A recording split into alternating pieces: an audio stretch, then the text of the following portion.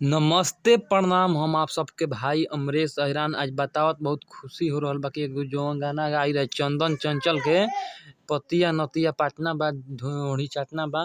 तो वही गाना पे एक और विवादित स्टार जे कि हम लोग के भोजपुरी इंडस्ट्री में एक विवादित स्टार हैं जिनको बोला जाता है लालू राज यादव। ठीक है, लालू राज यादव और अपी प्राथी संगे गाना रिलीज हो रहल बाटे कल सुबह 6 बजे लालू राज यादव ऑफिशियल चैनल पर। ठीक बा, रउआ सबे सुनी जा और गाना के प्यार आशीर्वाद दही जा। जे गाना के टाइटल बा कि पतिया नतिया पाटना बा देवरा ढोढ़ी चाटना बा। ठीक बा, और लालू राज यादव गइले बाड़े और अपी प्रथा माने ड्यूट कइले बाड़ी उनकरा के।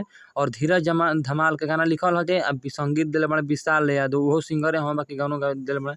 जे ब्रांड सॉन्ग बा रउआ सबके देखत लाठी के बगल में ब्रांड सॉन्ग लिखल बा। ठीक बा, रउआ सब गाना के प्यार आशीर्वाद दी और सही बढ़ले रही। विवादित स्टार हमके मान लेले बानी त मान लेले बानी। जे चैनल के सब्सक्राइब में कले जल्दी से सब्सक्राइब कर बेल आइकन ऑन कर देबे।